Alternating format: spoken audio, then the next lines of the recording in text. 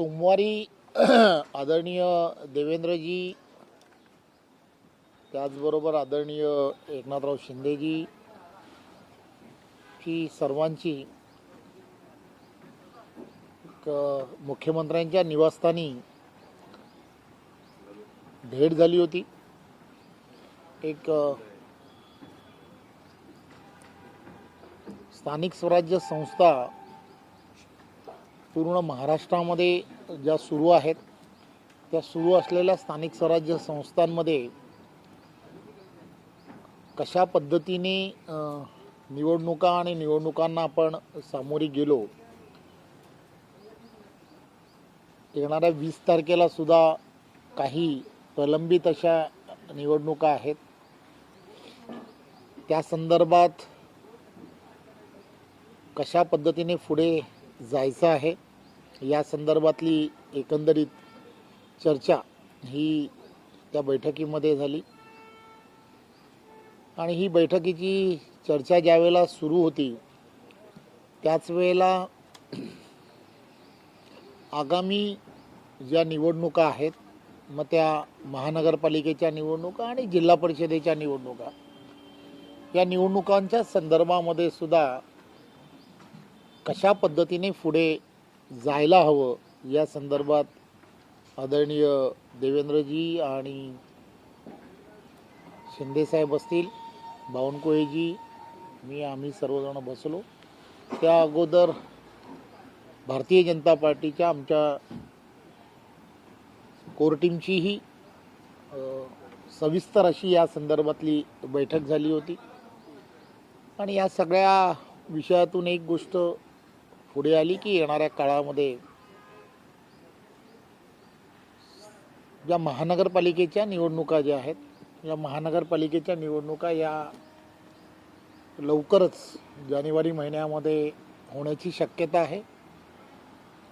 जिल्हा परिषदेच्या ज्या निवडणुका आहेत त्या आरक्षण आणि जो विषय जो आहे तो हायकोर्टामध्ये जो सुरू आहे, त्यामुळे कदाचित त्या थोड्याशा लांबवल्या जातील. त्यामुळे या सगळ्या परिस्थितीमध्ये महानगरपालिका ज्या आहेत त्या महानगरपालिका 29 महानगरपालिका या संपूर्ण राज्यांमध्ये होण्याची शक्यता आहे. त्याबद्दल नक्की काय करावं, कशा पद्धतीने पुढे जावं, आणि मग त्यामध्ये आदरणीय देवेंद्रजींनी आणि आदरणीय शिंदेसाहेबांनी महायुतीमध्ये त्या निवडणुका जाणं जर आपल्याला सर्वांना जायचं असेल तर आपल्याला कशा पद्धतीने पुढे जावं त्या संदर्भामध्ये काही पद्धती या डेव्हलप करणं अत्यंत गरजेचं आहे. आणि म्हणून मुंबई महानगरपालिका आणि प्रमुख महानगरपालिका यामध्ये कोणत्याही परिस्थितीमध्ये युती व्हायलाच हवी या मताशी सर्व वरिष्ठांनी ठामपणे सांगितलं. आणि बाकीच्या सर्व ज्या महानगरपालिका ज्या आहेत, ज्या प्रमुख महानगरपालिका आहेत, या महानगरपालिकेमध्ये युतीचे असणारे त्या ठिकाणची काही कमिटी तयार करावी आणि त्या कमिटीमध्ये त्या ठिकाणी कशा पद्धतीने युतीचा फॉर्म्युला असला पाहिजे या संदर्भात त्या ठिकाणच्या असणाऱ्या प्रत्येकाने तिथल्या असणाऱ्या कमिटीनी चर्चा करावी असं चर्चा झाली. काल या संदर्भामध्ये मला जसं देवेंद्रजींनी आणि शिंदेसाहेबांनी सांगितलं होतं की पुन्हा एकदा आपण या संदर्भामध्ये प्रत्यक्षात बसून पुढे गेलं पाहिजे. आणि म्हणून मग काल आदरणीय शिंदेसाहेब असेल, मी असेल, आम्ही दोघांनी काल त्यांच्या निवासस्थानी या संदर्भात काही चर्चा जी आहे पुढे नेण्याच्या संदर्भातला सुरुवात केली. आणि 2 दिवसा अगोदर आम्हीही देवेंद्रजींच्या सांगण्यावरून आम्हीसुद्धा सर्व स्थानिक स्वराज्य संस्था किंवा महानगरपालिकेमध्ये ज्या 4, 5, 6 किंवा अशा जेवढ्या शक्य आहेत प्रमुख पदाधिकारी जेवढे आहेत त्या प्रमुख पदाधिकाऱ्यांच्या कमिट्या तयार करणं आणि त्या कमिट्या तयार करून त्या संदर्भामध्ये ज्या चाचपणी करायला हवी किंवा कशा पद्धतीने पुढे जावं, सकारात्मक कसं पुढे जावं, या सगळ्या गोष्टीचा विचार हा करण्याच्या दृष्टिकोनातून आता सुरुवात करायला ठरवलं आहे. परंतु मुंबई असेल किंवा ठाणा असेल अशा ज्या प्रमुख महानगरपालिका आहेत त्या महानगरपालिकेमध्ये वरिष्ठ लेवलवरती 100% युती करण्याच्या संदर्भातला निर्णय हा वरिष्ठांनी सर्वांनी मिळून घेतलेला आहे.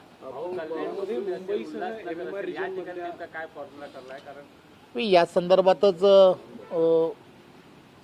काही कमिट्या ज्या आहेत म्हणजे खाली असणारे काही प्रमुख त्या ठिकाणचे महानगरपालिकेमधले प्रमुख जण आहेत, 4-4, 5-5 जणांच्या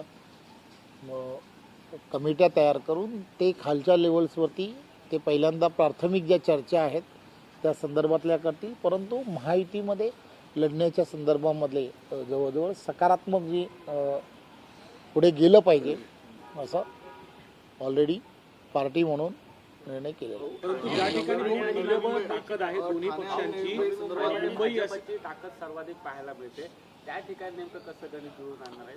खरं तर आपल्याला सर्वांना मी मध्यंतरी पण एकदा सांगण्याचा प्रयत्न केला होता आणि नेहमी सांगण्याचा प्रयत्न करतो की देशाचे पंतप्रधान आदरणीय नरेंद्र मोदीजी यांच्या नेतृत्वामध्ये आणि महाराष्ट्रामध्ये आदरणीय मुख्यमंत्री देवेंद्रजी यांच्या दोघांच्या नेतृत्वामध्ये केंद्रामध्ये NDAचं सरकार आहे आणि राज्यामध्ये देवेंद्रजींच्या नेतृत्वामध्ये महायुतीचं सरकार आहे. आणि या दोघांच्या नेतृत्वामध्ये असणाऱ्या या सरकारमध्ये जनतेचं हित याला प्रथम प्राधान्य देणं हे कधीही गरजेचं आहे.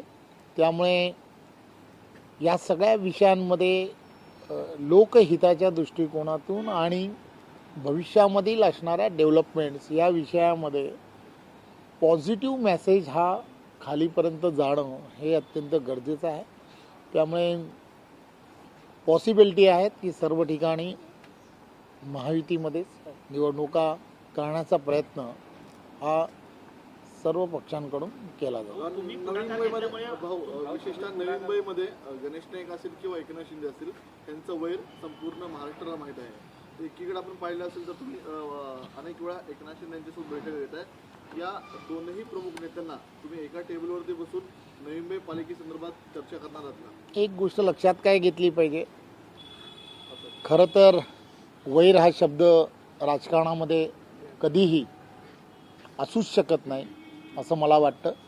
राजकारणामध्ये असं म्हटलं जातं की मित्रत्व हे कधी होईल हे सांगता येत नाही. त्यामुळे या सगळ्या गोष्टी ज्या आहेत की ज्या आपण विचार करता किंवा ज्या पद्धतीने विचार करता, जनतेचं हित हे फार महत्त्वाचं आहे. आणि त्यामुळे त्या दृष्टिकोनातून जे काही पॉसिबिलिटीज आहेत त्या पॉसिबिलिटीजचा विचार हा नेहमीच महायुतीमध्ये करण्याचं काम हे वरिष्ठ पातळीवरती करण्याचा निर्णय हा पार्टीने केलेला आहे. आणि भाजपचा उल्लेख करताय, राष्ट्रवादीचा उल्लेख अद्यापही झालेला नाहीये. मुंबईत आशिष शेलारांनी भूमिका घेतली होती, नवाब मलिकांच्या नेतृत्वात राष्ट्रवादी सोबत युती होणार नाही. उर्वरित महानगरातल्या महापालिका महत्वाच्या तुम्ही सांगता. खरं तर महायुतीच्या संदर्भामध्ये सर्व ठिकाणी निर्णय हे त्या पातळीवरती केले जाणार आहेत. आता महायुती यासाठी आपण म्हटलं जातं की महायुतीमध्ये सर्व घटक पक्ष फक्त शिवसेना शिंदेसेनाच नाही, राष्ट्रवादी अजितदादा पवार पण आहेत, RPI आहे, इतरही आमच्याबरोबर असणारे अनेक घटक पक्ष आहेत. त्यामुळे सर्वच्या सर्व घटक पक्ष हे महायुतीमध्ये येतात. त्यामुळे त्या ठिकाणी असणाऱ्या जी कमिटी तयार केली गेलेली आहे त्या कमिटीमध्ये सगळ्यांशी चर्चा ही करूनच त्या संदर्भातले निर्णय करण्याचं ठरवलेलं आहे. नुकत्याच झालेल्या निवडणुकांमध्ये एकमेकांच्या पक्षातले कार्यकर्ते किंवा नगरसेवक आपण देवाणघेवाण झाली म्हणा किंवा फोडले म्हणा, पण अशा पद्धतीनं पुढच्या निवडणुकांमध्ये होणार नाही याची काही काळजी घेणार आहात का? तसं काही पॅक्ट झालं आहे का? एक गोष्ट लक्षात काय घेतली पाहिजे, सर्वच गोष्टीची चर्चा ही जाहीरपणे होणं हे काही अपेक्षित नाही. परंतु एक गोष्ट फार सकारात्मक या संदर्भामध्ये महायुतीचा बाबतीमध्ये निर्णय होणं हे महाराष्ट्राच्या दृष्टिकोनातून सुद्धा अत्यंत गरजेचं आहे असं मला वाटतं. निवडणुकांमध्ये जागांचा फॉर्म्युला नेमका कसा ठरवणार? ठाण्यामध्ये शिवसेनेची ताकद जास्त आहे, तिकडे मग भाजप किती जागा घेणार, कल्याण डोंबिवली, नवी मुंबई, या जागांचा तिढा नेमका कसा सोडवणार? कारण 3 पक्ष महत्वाचे हे या निवडणुकांमध्ये असणार आहे. हे त्याच संदर्भातच आम्ही असं म्हटलं की 29 वेगवेगळ्या महानगरपालिका आहेत. या 29 महानगरपालिकांमध्ये त्या ठिकाणची असणारी परिस्थिती ही रोज बदलत जाते. पूर्वीची आणि आताच्या परिस्थितीमध्ये फार फरक आहे. त्यामुळे त्या ठिकाणची असणारी जी प्रमुख नेते मंडळी जी आहेत त्यांच्या त्या संदर्भामध्ये केले गेलेल्या कमिट्या आहेत, त्या कमिट्या त्या संदर्भामध्ये निर्णय प्रक्रियेमध्ये त्याची सुरुवात करतील आणि मग त्या संदर्भातल्या अंतिम जे निर्णय असतील ते अंतिम निर्णय वरिष्ठ पातळीवरती घेण्याच्या संदर्भात ठरवलं जातं. भाऊ, युती होण्यामध्ये तुमची महत्त्वपूर्ण भूमिका राहिली. केंद्रीय गृहमंत्री अमित शहाची भेट घेतल्यानंतर सगळ्या गोष्टी जुळून आल्या असं म्हणायचं नाही. एक गोष्ट लक्षात घेतली पाहिजे, या संदर्भातले सर्व निर्णय जे आहेत ते निर्णय आदरणीय देवेंद्रजी असतील, आदरणीय शिंदेसाहेब असतील आणि आदरणीय अजितदादा, हे इथले सर्व मंडळी जे आहेत किंवा हे सर्व प्रमुख नेते आहेत, हे सर्व प्रमुख नेते मी नेहमी सांगण्याचा प्रयत्न करतो, राजकारणामध्ये प्रदीर्घ अनुभव असणारी ही तिघही मंडळी आहेत आणि या तिघही जणं ही फार म्हणजे विचार करून महाराष्ट्राला आवश्यक काय आहे त्या दृष्टिकोनातून ही तीनही मंडळी जी आहेत, तीनही मंडळी याच लेवलवरती या सगळ्या गोष्टीचा विचार करतात आणि मला खात्री आहे की येणाऱ्या काळामध्ये पुन्हा ते त्या संदर्भात विचार करतील. सर, याच्या आधी निवडणुकांमध्ये मित्रपक्ष एकमेकांसमोर उभे ठाकलेले बघायला मिळाले. आता 20 तारखेला देखील निवडणुका आहेत, तर समन्वय समितीची बैठक कधीपर्यंत अपेक्षित आहे? 20 तारखेच्या नंतर होणं अपेक्षित आहे का? नाही, या संदर्भात जसं आपण म्हटलं जातं की या संदर्भामध्ये कालपर्यंत आम्ही लोकांनी ऑलरेडी सांगितलेलं आहे की खाली त्या संदर्भातल्या कमिटीज ज्या आहेत किंवा प्रमुख नेते कोण असावेत या संदर्भात आम्ही ऑलरेडी सांगितलेलं आहे. त्यामुळे या बैठका या 1-2 दिवसामध्येच सुरू होणं हे अपेक्षित आहे. समन्वय समिती म्हणजे वरिष्ठ पातळीवर देखील समन्वय राहावं या सगळ्या ग्राउंड रिपोर्टचं, या संदर्भात देखील प्रत्येक पक्षाशी नेमकी किती समन्वयक असणार आणि कोणाकडे कशी जबाबदारी असणार? मी जसं म्हटलं की आदरणीय देवेंद्रजी असतील, आदरणीय शिंदेसाहेब असतील, अजितदादा, ही सगळी नेते मंडळी जी आहेत त्यांना प्रदीर्घ अनुभव आहे, राजकारणाचा अनुभव आहे, राजकारणाच्या पलीकडचा सुद्धा प्रचंड या सगळ्यांना अनुभव आहे. त्यामुळे त्यांच्यामधला समन्वय हा पूर्ण महाराष्ट्राने या अगोदर पाहिला.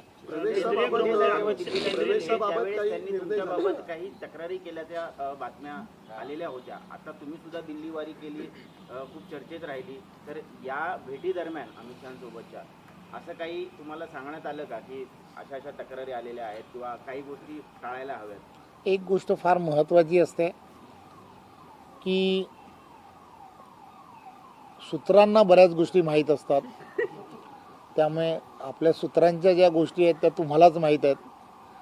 तसं काही मला तर अजूनपर्यंत काही कोणी तसं काही सांगितलं नाही. गृहमंत्री अमित शहा यांच्याबद्दल नेमकी चर्चा काय झाली? 2 गोष्टी असतात. काही लोकांना सवयी असतात, काही लोकांना सवयी नसतात आणि प्रत्येक गोष्ट काय झाली आणि कशी झाली हे सांगणं हे काही अपेक्षित नसतं.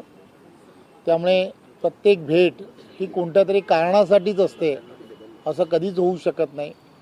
हे सर्व जे केंद्रीय नेतृत्व जे आहे त्या केंद्रीय नेतृत्वाबरोबर नेहमीच भेटी या होत असतात.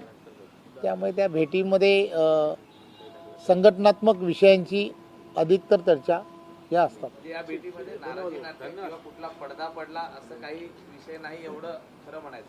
हे तसंच आहे. निदान चला, धन्यवाद.